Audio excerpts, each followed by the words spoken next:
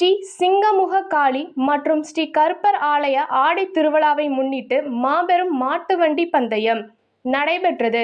சீறி பாய்ந்த மாட்டுவண்டி பந்தயத்தை ஆயிரக்கணக்கான பந்தய ரசிகர்கள் கண்டுகளித்தனர்.